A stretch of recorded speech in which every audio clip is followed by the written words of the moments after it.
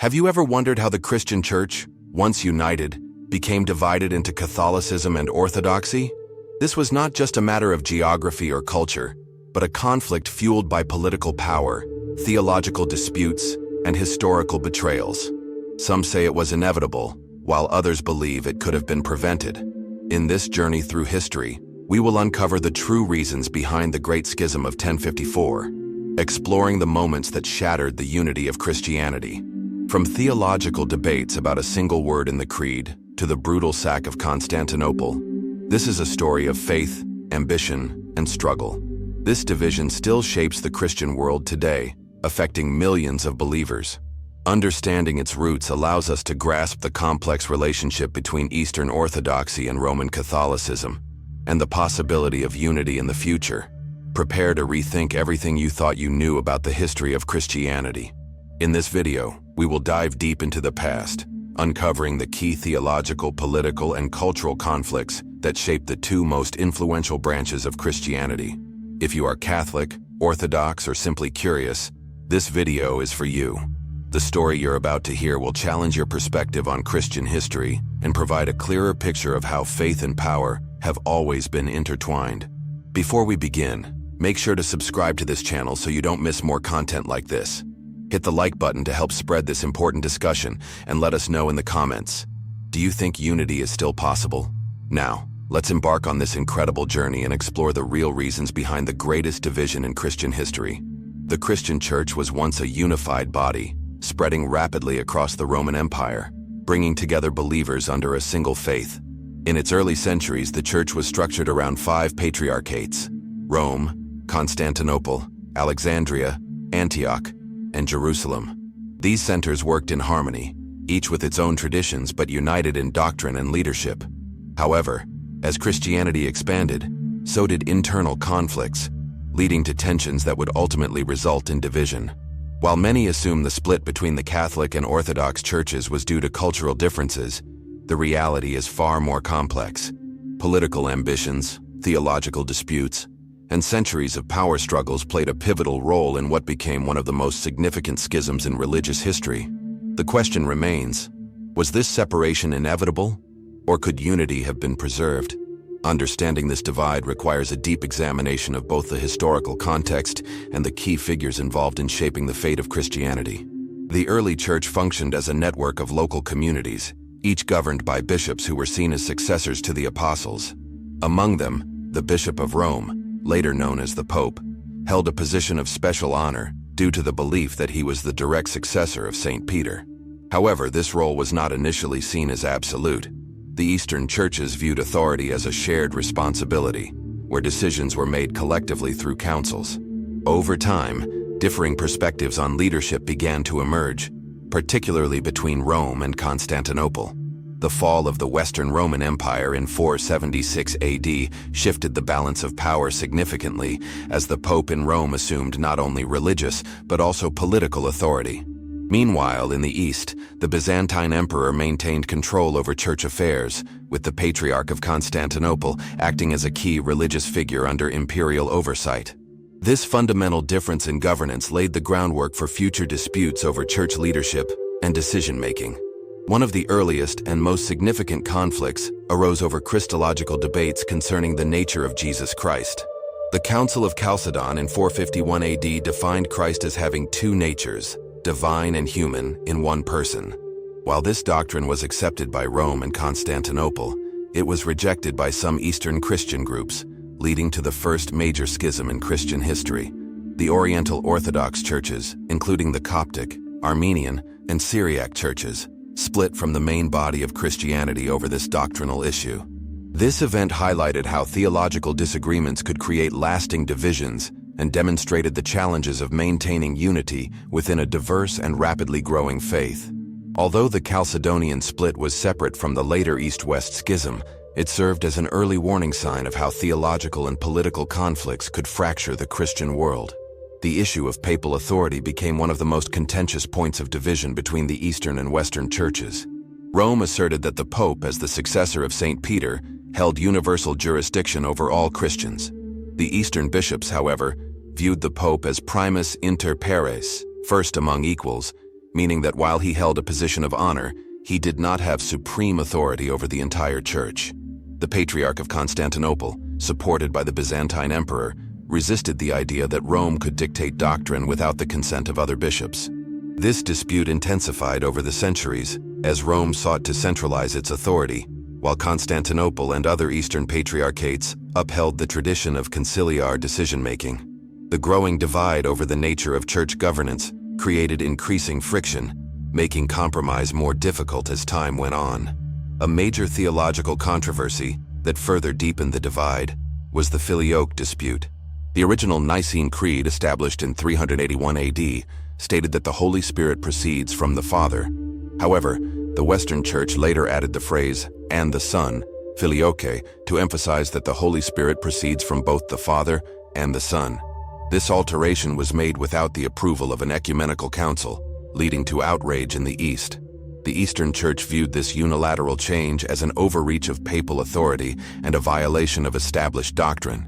While the theological implications of the Filioque clause were debated, the deeper issue was one of governance, whether Rome had the right to alter foundational church teachings without the agreement of the entire Christian world.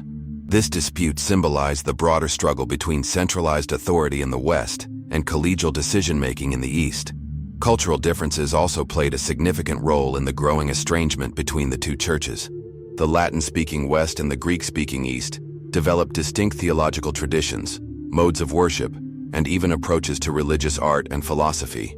The Western Church emphasized legalism, systematic theology, and the primacy of the Pope, while the Eastern Church placed greater focus on mysticism, tradition, and the authority of ecumenical councils. Liturgical differences, such as the use of unleavened bread in the Eucharist in the West versus leavened bread in the East, became symbolic of the wider divide. Clerical celibacy, fasting practices, and even minor gestures like the way the sign of the cross was made varied between the two traditions.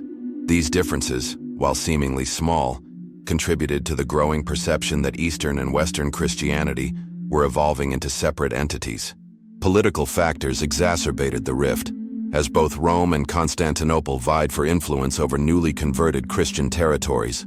The Byzantine Empire remained a dominant force in the East, while the Pope in Rome sought alliances with emerging Western European powers, particularly the Frankish kingdom.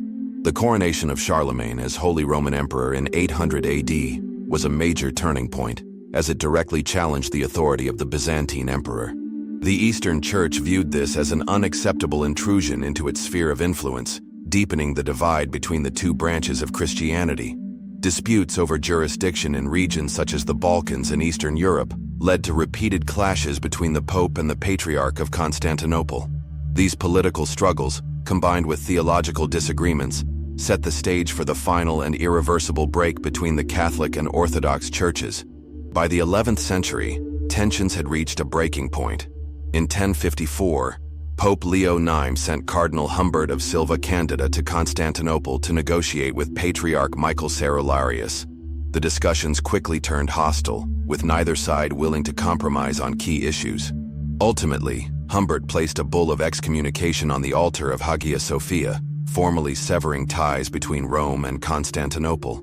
In response, the Patriarch excommunicated the papal delegation, solidifying the split that became known as the Great Schism. This division was not just a theological disagreement, it was a profound geopolitical shift that reshaped Christianity forever. While there were later attempts at reconciliation, the schism remained, marking the official birth of two distinct branches of Christianity, the Roman Catholic Church and the Eastern Orthodox Church. The Great Schism of 1054 marked a formal break between the Catholic and Orthodox churches, but the tensions did not end there. Over the following centuries, hostility between the two sides only deepened, fueled by both religious and political conflicts. While theological differences over papal authority and doctrinal interpretations remained unresolved, new events would further widen the gap. One of the most devastating blows to East-West relations came not from doctrinal disputes, but from an event that would forever alter the course of Christian history: the Crusades. Originally intended as a series of holy wars to reclaim the Holy Land from Muslim rule, the Crusades instead became a source of deep betrayal between Catholic and Orthodox Christians. The consequences of these military campaigns would leave scars that still impact relations between the two churches today. The First Crusade, launched in 1096, initially seemed like an opportunity for cooperation between East and West. The Byzantine Emperor, Alexios I Komnenos, requested military assistance from the Pope to help defend his empire against Turkish invasions. Pope Urban II seized this opportunity, not only to protect Eastern Christians, but also to extend Roman influence over the East. Western European knights, answering the Pope's call, embarked on a military expedition that ultimately led to the capture of Jerusalem in 1099. However, despite the initial success, tensions quickly arose.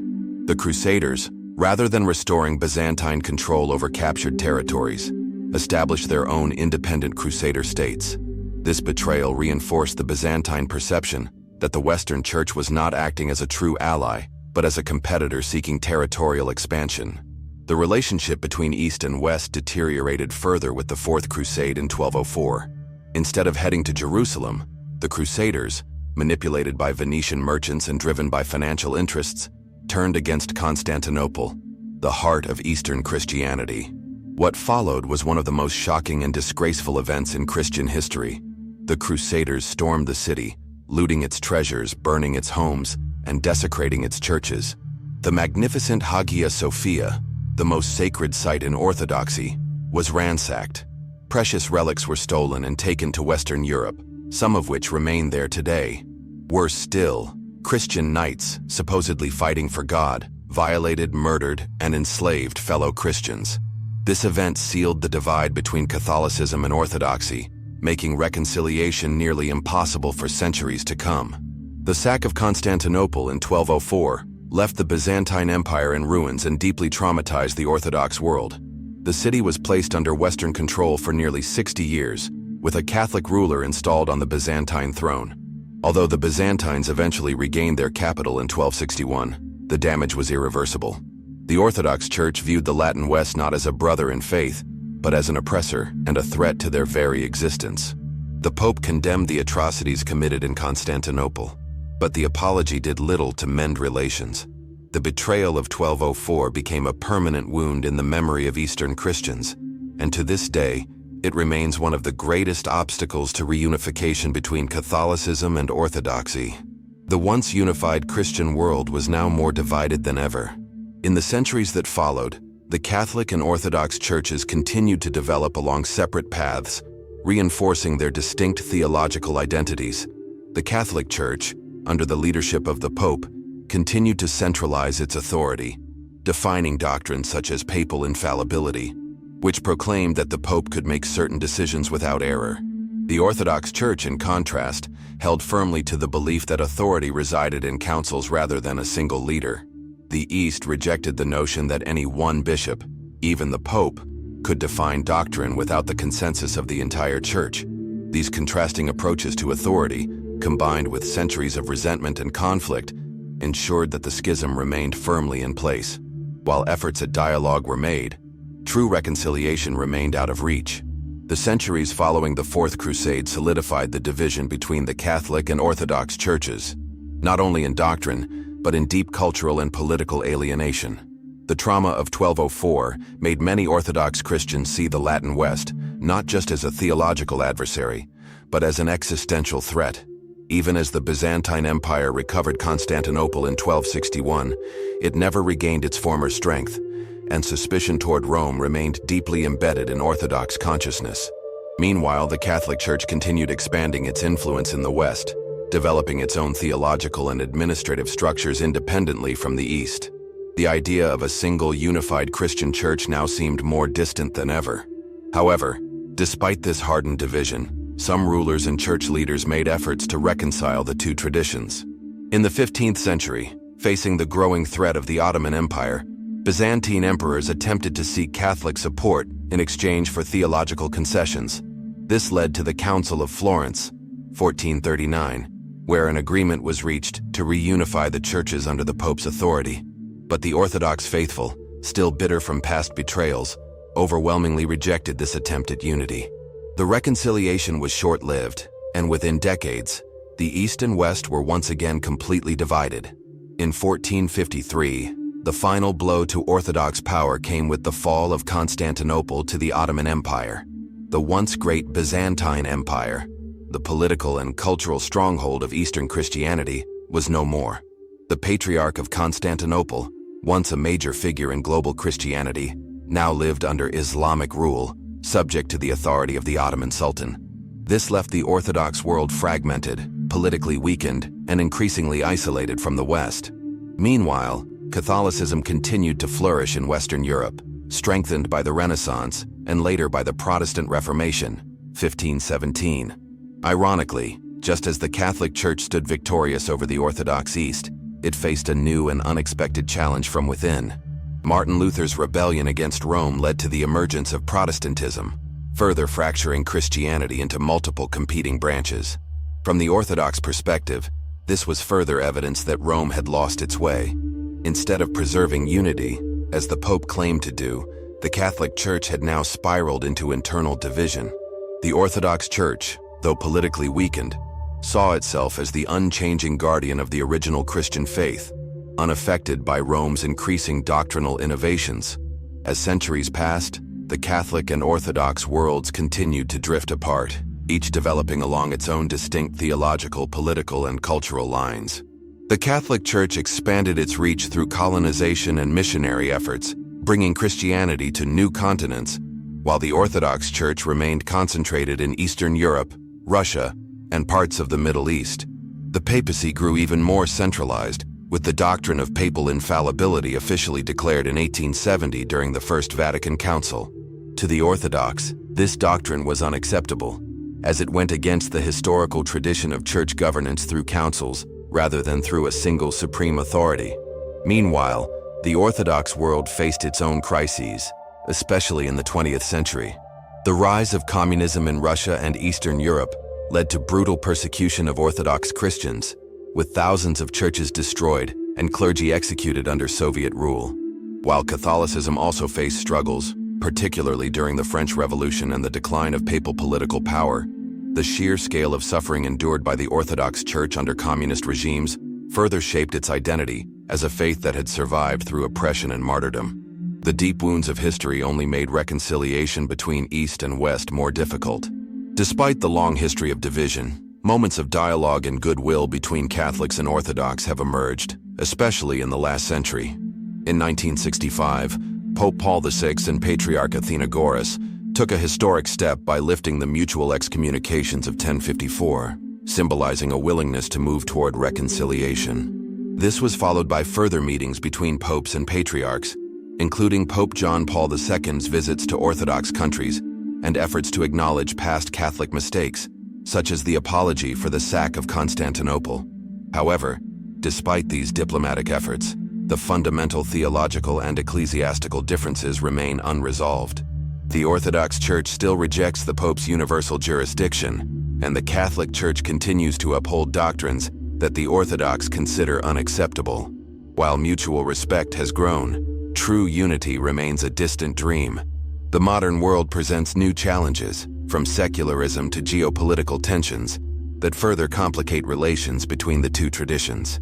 Even today, nationalist politics and historical grievances often overshadow theological dialogue, making the dream of a reunited church difficult to achieve. Yet, hope still exists. In recent decades, Orthodox and Catholic leaders have engaged in deeper theological discussions, recognizing that their differences, while significant, are not entirely insurmountable. The shared challenges of a declining Christian influence in the modern world, combined with the pressures of secularization and rising atheism, have pushed both churches toward greater cooperation. While complete reunification may not be realistic in the immediate future, some theologians believe that a model of reconciled diversity, where both churches acknowledge their differences while working together on common goals, could be the best way forward. The question remains, is unity still possible, or have the wounds of history cut too deep? While the past cannot be undone, the future of Christianity will depend on whether these two great traditions can find a path toward greater understanding. The road ahead is uncertain, but as history has shown, faith, perseverance, and dialogue can shape the course of the Church in ways no one can predict. For centuries, The division between the Catholic and Orthodox churches has stood as one of the most defining events in Christian history.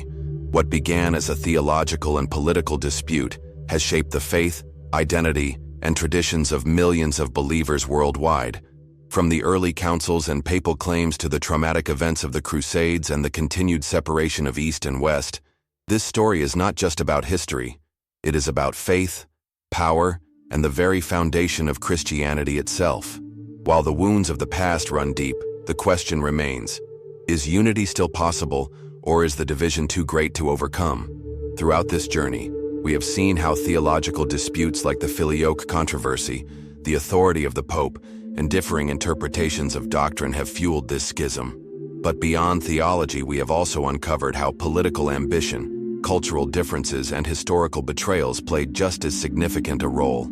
From the fall of Constantinople to the Protestant Reformation, Christianity has continued to evolve, dividing into even more branches.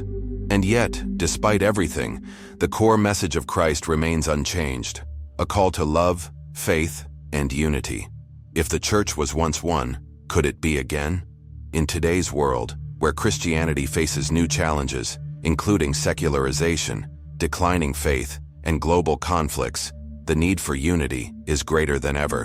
While a complete reunification between Catholicism and Orthodoxy may not happen overnight, both churches share a deep theological and spiritual connection that cannot be ignored. The more we understand this history, the more we can appreciate our common faith and work toward healing the divisions that have lasted for nearly 1,000 years. Unity does not mean uniformity. It means finding strength in what we share while respecting our differences. But this journey isn't just about churches and institutions. It's about us, the believers, the seekers, the ones who strive to walk in Christ's path every day. What can we do to foster understanding and reconciliation? We can start by learning more, engaging in respectful dialogue, and focusing on the teachings of Jesus rather than on centuries of conflict. If we, as individuals, seek unity in our faith, we take the first step toward a future where divisions no longer define Christianity. If this story has challenged your perspective, inspired deeper reflection, or strengthened your faith, then take action. Subscribe to the channel and follow Jesus, because these discussions are not just about the past. They shape how we live our faith today. Leave a comment below. What do you think about the possibility of unity? Can the Catholic and Orthodox churches ever truly reconcile? Let's continue this conversation together, because your voice matters in the journey of faith. My name is Oliver, and it has been an honor to guide you through this incredible history. Like many of you, I am passionate about uncovering the truth, strengthening my faith, and sharing this journey with others. This channel is a place for those who seek deeper understanding, who ask the hard questions, and who want to grow in their relationship with God. If that sounds like you, you're in the right place. Thank you for spending this time with me today. I truly appreciate every one of you who listens, reflects, and engages with this content. You are part of something greater, a community of faith, knowledge, and purpose. Stay strong in your beliefs, keep seeking the truth, and above all, never stop walking in the light of Christ. I'll see you in the next video. Until then, stay blessed, stay curious, and stay faithful.